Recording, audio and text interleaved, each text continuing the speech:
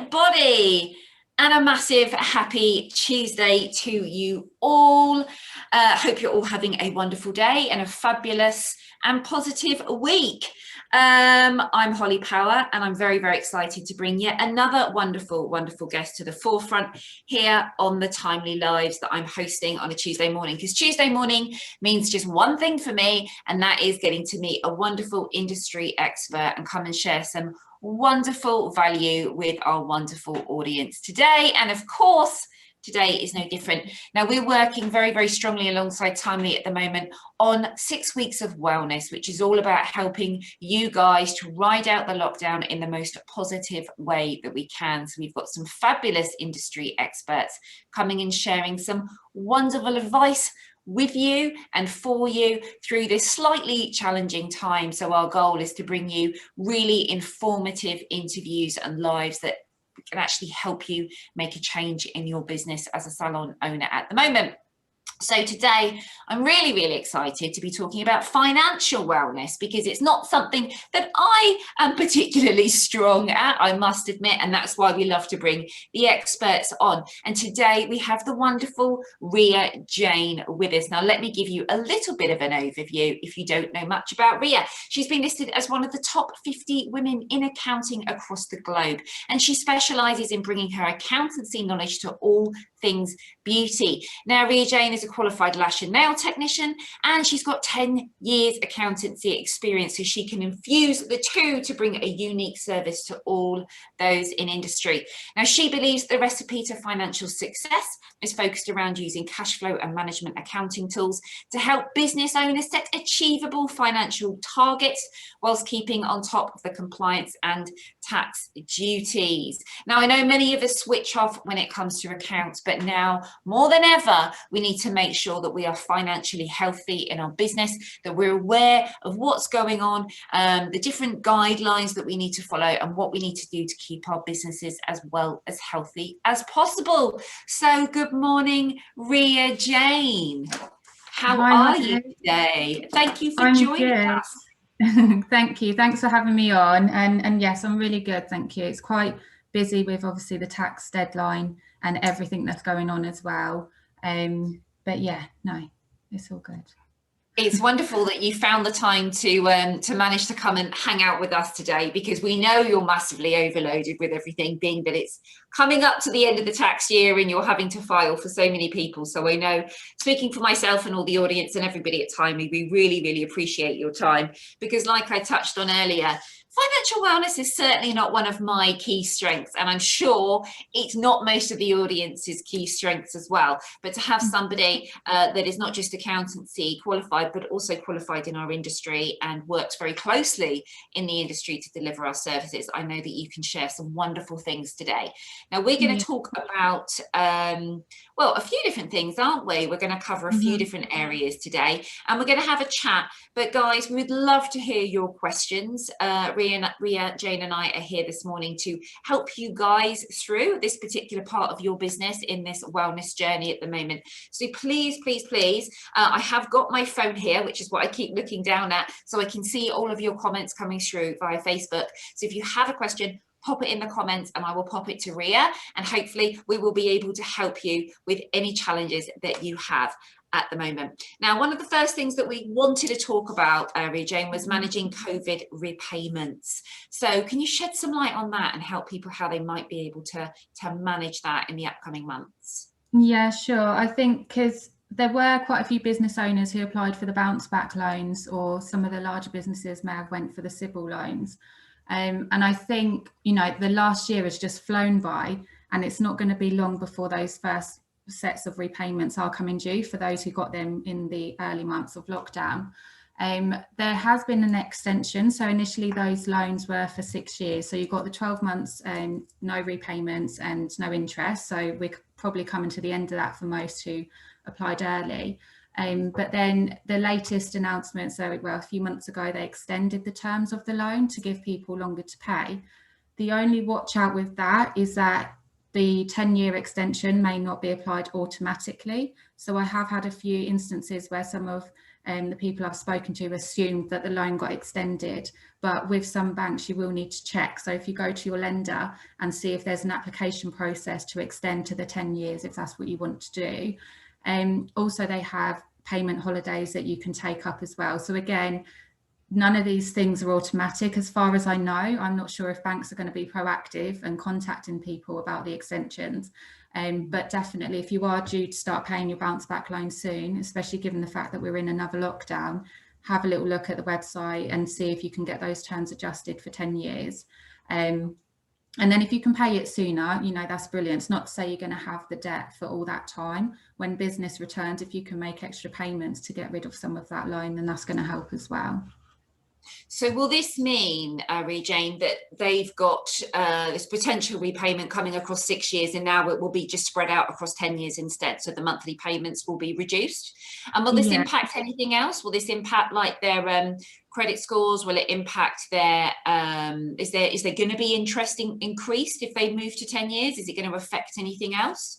I think I haven't heard of the interest increasing, but I do think it'll be worth checking because different banks may have different arrangements. So if you do go for a 10-year extension, definitely check the terms, make sure everything is as it is. But the interest rate shouldn't be increasing on those because they are government backed as well.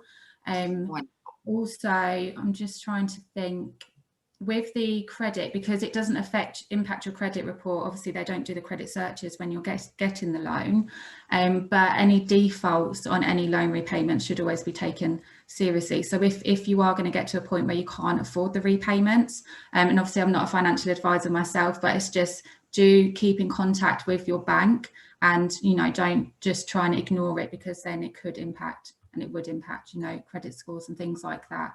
So it's just to try and manage and to have that conversation with the bank, because everyone knows what's happened during lockdown. Everyone knows how businesses are affected. And it's nothing to be embarrassed about. I've been on another webinar recently, and you know, it was quite emotional speaking to other women as well, that were, because it was just women in the audience at the time, and the tone was that they were embarrassed to talk about debt, or if they couldn't repay a loan and things like that. But it's absolutely nothing to be ashamed of, and you know, something that I think you need to have those conversations with your lenders or with somebody that you can confide in, just so you know that it can be handled and dealt with, because that's when we start thinking about our mental health and things like that. And when you've got financial worries and you feel, you know, you're worrying about a payment you can't make, or you're worrying about an extension that you need to apply for, maybe you haven't got the mental strength to do that yourself right now because of all the stress we're going through. But do speak to somebody, and you know, I'm happy to speak to people if they message me, even if it's just sending a little free set process just to help get clarity and guidance. So yeah, definitely something to just try and keep on top of as well. Yeah, it's a really key subject, I think, to talk about, Ria-Jaine, because I think a lot of people are feeling very, very overwhelmed. And because everything's been a little bit unsettling over the past year, really, and the financial element, most people's businesses have changed, incomes changed, tax situations has changed. You know, there's been it's sort of massive upheaval.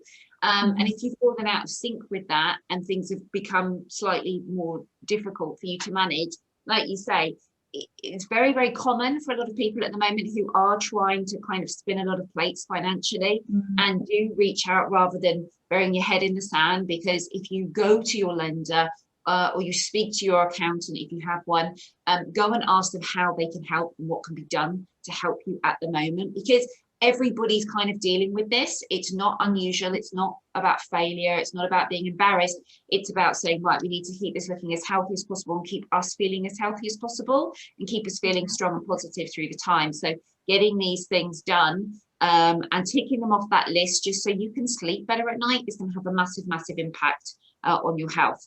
Let's talk about cash flow, because obviously people are still paying mortgages, they're still paying out for certain elements and parts of their lives, they're still going to go and buy food, but you know, the cash flow coming in, for some people are killing it in online sales and retailing and all sorts of wonderful things, but some people are struggling a little bit. So let's talk about cash flow in business and in life, and how you can help people to manage that a bit better. Yeah, definitely. So cash flow is something that I'm really, really passionate about, and I always talk about it. Mostly because I spent some time living in a refuge and had to start over with nothing, and it was a simple cash flow. I say simple, but I appreciate sometimes spreadsheets aren't people's things at all. But I used the spreadsheet to try and rebuild my life and get the furniture and things for my house, because I only had like a £5 bed at the time, £20 cooker. So I know cash flow works. I've seen it work. I'm living proof that it can work in business and in personal as well. But it's more of a discipline. So it's about really just sitting down, and you don't always have to have a spreadsheet. It could be as simple as looking at your bank statement, highlighting all the direct debits, so the regular things that are going out, and then maybe going through and prioritizing which ones can be flexed, which ones you can call up and ask for a payment holiday. And then doing the same with your income. So you can look through your bank statements and see, on a usual day-to-day basis, you'd see the regular income coming in, and then you'd be able to time those payments and things. But for the moment, because income is reduced, what I've been doing is working with people on cash flow to make sure that we can spot those priority bills. We can see how much the cash that they've got at the moment is going to last. We can look at different scenarios, so you can see what's going to happen, because there's speculation about when we're going to go back. So what will happen if we go back in March? What will happen if we don't go back until April? Just so you know how low your cash reserves are going to go. And it could mean whether some people will have family that they have been borrowing money from, or they've got there available to borrow money from, but they don't know the amount to ask. So they'll just chuck out a random figure, but it's either it's not helpful or it's too much, and then it gets wasted. So it's just about fully understanding exactly what your cash commitments are. I would be planning, for recovery, I'd be looking at up to 18 months, but for the short term, I would be looking at the next 3 months. So that would be my focus right now. So what cash is coming in the next 3 months? So including grants, universal credits is another good one for people to start looking into now if they haven't, even if they were refused before. Try again just to see if they're now eligible for that. So you'd be able to factor in your universal credits. And then I think with rent as well, negotiating holiday, payments, so payment plans with your rent. I've got clients and other businesses that I support, and we look at all sorts of things, whether it's tax deferrals, VAT deferrals, lots of things. But unless you've got that plan in front of you and know exactly what your commitments are, it's hard to do something to help with that. So it's just about moving some of those payment dates a bit further down the line, so it's a bit more achievable. And then knowing in your own mind, right, okay, I've pushed that all back 4 weeks, if they've accepted it, and then you can kind of relax for that moment and not worry about, direct debit's coming out tomorrow and there's another direct debit coming out next week. It's all about transparency and having conversations with lenders, with landlords, with your suppliers, with credit card companies. Even Step Change is available to help with debt guidance as well. I know we're very focusing on debt and everything at the minute, but I think cash flow and debt management and mental health is all linked, especially now at this time. But it's just about taking control really, and knowing exactly what's coming up. And then once you've got that, you can make a list. So it doesn't have to be a spreadsheet, it could just be a simple list in a notepad, or it could just be highlights and scribbles on your bank statement as well. And I think something that we've been talking about with our community that people can do, Ria-Jaine, and I wonder if you agree with this, is that if they sit down, they look at everything that's due to come out, they look at everybody they're paying. So maybe that's your gym membership. Are you, should you be pausing it at the moment because you can't go? Maybe it's like an online gym membership that you're not using. Maybe you've got Netflix and Amazon and Now TV and Disney Plus, and you're paying for loads and loads of different subscriptions. Do you need them all? Can you scale some of those back? Can you search around for different terms on your electricity and on your Sky TV? Can you ring them up and say, I'm going to cancel, and they'll give you like a save your business kind of package. There's loads and loads of people out there doing that at the moment, and I've seen lots of people in our community who are sort of sitting down, spending a day ringing around and actually shifting over their utility bills. They're shifting over, like you say, maybe they're getting a zero balance transfer credit card and moving everything across, so they're not paying that interest every month, and they're sort of making those payments a bit smaller. There's loads and loads of things you can do. You just need to spend a bit of time working your way through it. Look at everything that you're spending out, both in your business and in your personal life, and see where you can make some changes to cut some money. I've seen people literally save hundreds and hundreds of pounds each month. If you've got a business, sorry, no, I was just going to add to that as well, because I think that's absolutely the way to go, and that's what everybody should be doing. As somebody who's been in a situation where I've had to sit on the phone and make those phone calls, I also know it's so hard. You know, if you're not emotionally ready. So I think if you are going to sit down and do something like that, be prepared for those, you know, the repetitive questions, and you have to go through your, you know, income and expense assessment. And it all sounds pretty basic, and maybe it was just me that has had awful experiences with it in the past, where I maybe wasn't emotionally stable at the time to have those conversations. But having to continuously talk about how difficult finances are, how much you haven't got money, and going through that over and over, it is soul destroying. It really is. So it's just to prepare yourself when you're doing that. And if you do feel emotional or upset when you're doing that, that's absolutely fine. That's okay.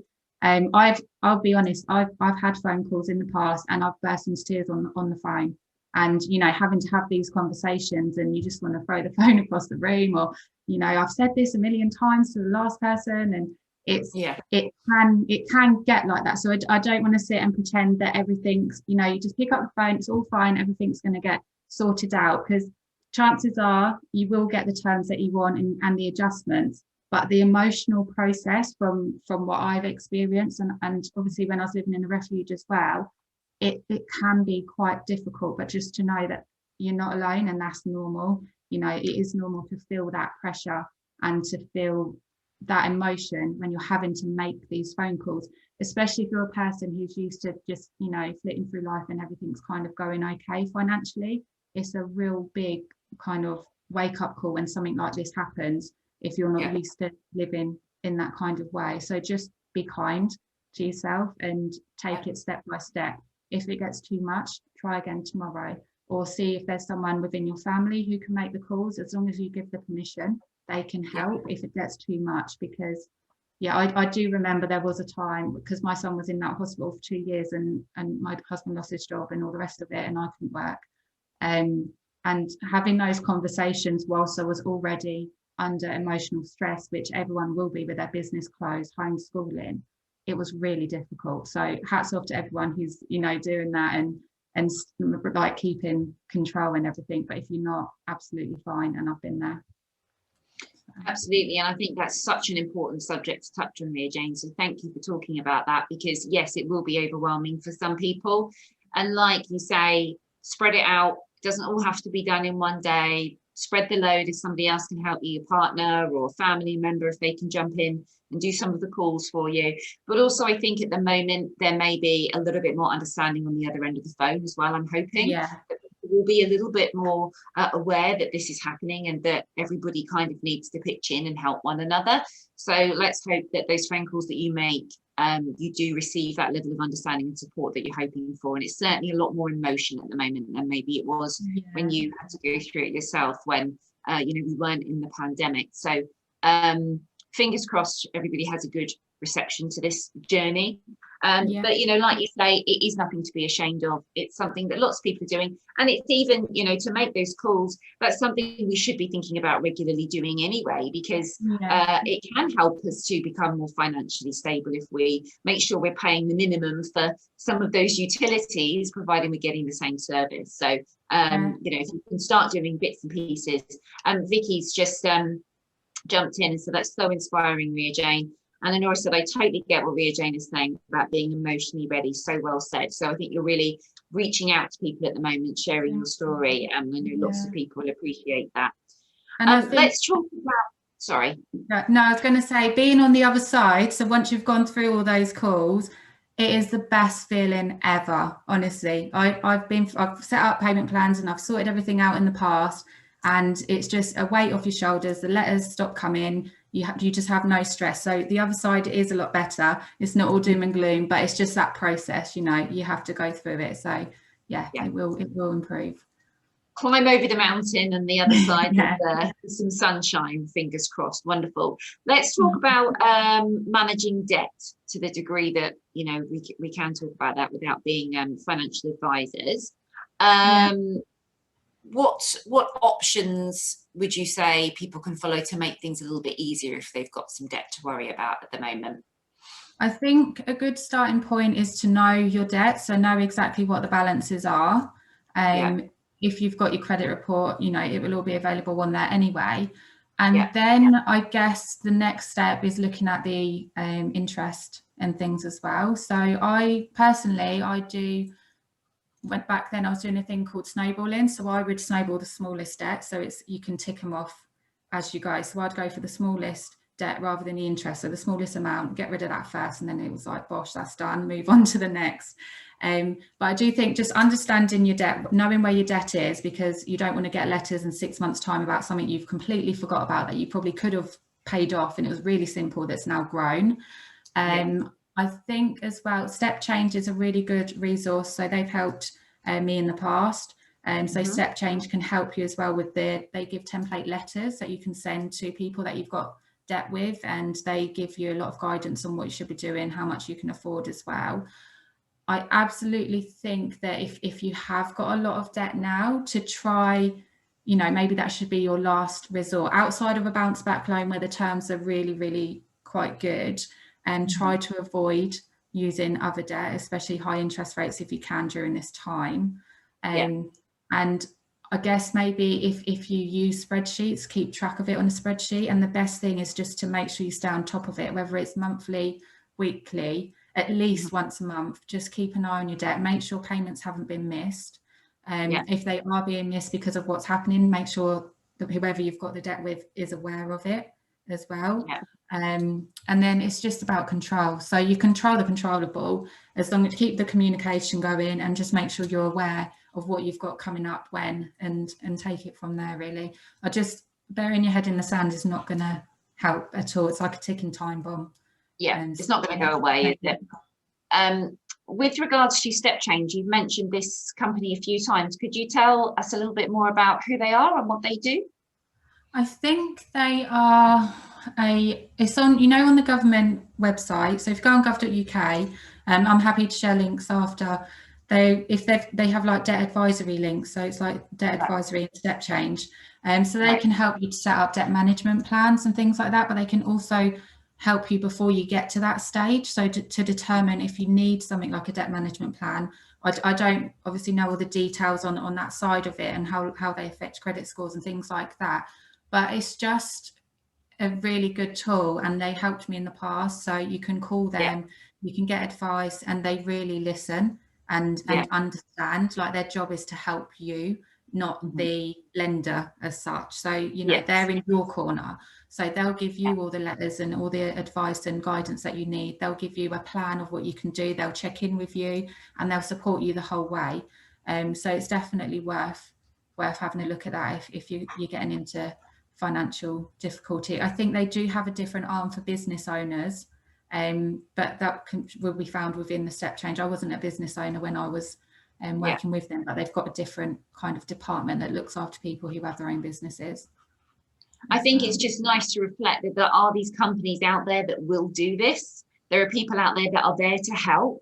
You're not on your own, and that's what it comes down to. And I know some people are probably thinking, I don't know who to talk to. I don't want to reach out to a family member because I don't want them to worry, or I don't want to put the pressure on somebody else, but they're thinking, I don't know what to do. And there are companies out there who are there to help you, there to give you advice and to help you on this journey. They don't want you to be in this stressful situation. They want to help you formulate a plan that's going to help you get out of the situation in the safest possible way, so that you can, make yourself a little bit more stable again, reduce your monthly costs, but still go through that process of repaying what you need to repay to keep, you know, your credit rating as healthy as possible as well, because, you know, we want to make sure if we can that we keep our credit rating looking good, so long term we can rebuild things as we're ready to. Let's talk about the importance of bookkeeping. Of course, we're in this position at the moment where we're coming to the end of tax year, and I know lots of people are sort of saying, well, I've had this horrible year, I'm not going to file my returns and stuff like that, because they're feeling a little bit stressed out about everything. What advice would you share around that? I think with bookkeeping and accounts, it's one of the most important parts of business to keep those up to date. And I'm not just saying that obviously because I'm an accountant, but there are so many penalties and sanctions that you can get from HMRC that just further stresses a business owner out. You know, if you don't submit a tax return on time, then you've got penalties to pay. They've, you know, pushed back the penalty, the late payment and late filing penalty for this January to February. But then there's still interest to pay. So there's still, it's money that, you know, you're just losing by not sticking to the rules and staying organised. But it's not just about the tax either. There's other things as well. So as a business owner yourself, you should really know month to month how the business is either performing or what the cash flow is for the business. So it'd be more cash flow now because of the situation we're in. And the only way you can quickly and easily work that out is if your books are up to date and correct, because if they're not, you're going to have to go through masses of bank statements and diaries or booking systems and receipts, and it's just extra stress. Why have that added stress, especially now? And, you know, we've got Making Tax Digital coming into place as well. So online bookkeeping is going to be, you know, something that people are going to have to think about eventually. I think it's 2023 it's going to be fully rolled out, but it's already rolled out for VAT registered companies. So it's just about staying organised, making sure that you're not adding unnecessary stress. So having your books up to date will help with decisions. Do you need to change your premises? Have you got capacity to get a bigger premises, a new staff member? Do you need to change your staffing situations? Do you need to increase prices? All of these questions that everyone asks every day. I'm on all the forums because I'm in beauty myself. And most of the questions that I see can be answered with correct bookkeeping and accounts. The answers are all there. It's your business data. It's all there for you. And, you know, if you think about corporate businesses, so large businesses, they will have like corporate strategies, whether it's marketing strategies, they have budgets, they have everything. Now, I believe that, and coming from a large corporate accountancy firm, I treat my small practice the same way, following some of the same concepts. Do you know what I mean? So it doesn't matter how small your business is, you still need to have, you know, those big kind of strategies and goals as if you're running that big corporation, because they work. That's why they use them. It's not just a thing that big companies do because, you know, it's just for them. It's because they know it works. They know that marketing strategies work. They know that having budgets work. They know that planning and reviewing their profit levels helps them as businesses. So I think it's just about maybe seeing how that can be applied to the smaller businesses, even like the sole traders working from home. If you're renting a room, if you've got a salon and you've got staff as well, it can be applied across the board.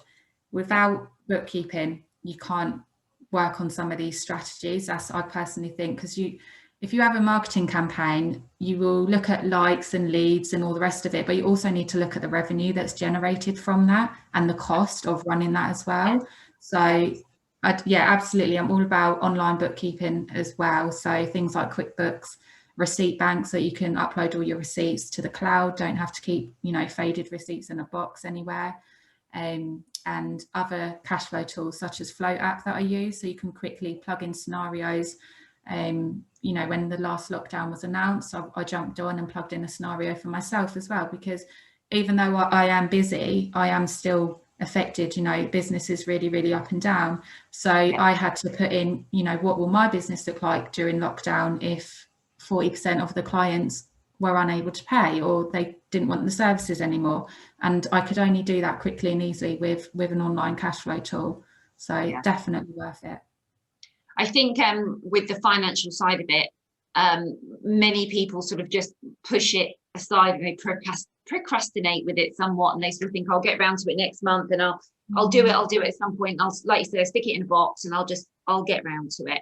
And it doesn't become that prominent or that prevalent for the business. But it's very interesting how you talk about that data and how key it is, because likewise, if you were to decide to run a marketing campaign on Facebook for a treatment that you were selling for £100, you would need to know what it was going to cost you in your marketing in order to see if it was worthwhile. And if it cost you £150 every time it, you would get a new client, then you would realize quite quickly that was not a viable path to follow. Yet if it's going to cost you £5, it is, because you're working with numbers all the time, and that filters through at every single level of your business, doesn't it, to allow you to run it the most efficiently that you possibly can. I'm somebody that's terrible with, I'm good at numbers, that's the irony. I'm good at maths, but I'm terrible with accounting, and it used to scare the life out of me. And that's why we now have a great bookkeeper for our business. We have a brilliant accountancy firm, and it takes so much stress away. And my self-assessment this year literally came through in the post. This is what you've got to pay, and I paid it the other day, and it's done and dusted. And I haven't had to do all those other bits, because we've decided that our time and our wellness mentally is more healthy than the money we're going to spend and investing in having an accountancy team managing it all for us. So it's definitely a good move if you're in that position and you need somebody to help you with that side of things, to look at doing or investing in a brand that can support you, and potentially using all these digital services that you talk about. They're fantastic, and they're out there to help you make your life easier when it comes to financial wellness in your business. So Claire is asking, what was that Float app you mentioned?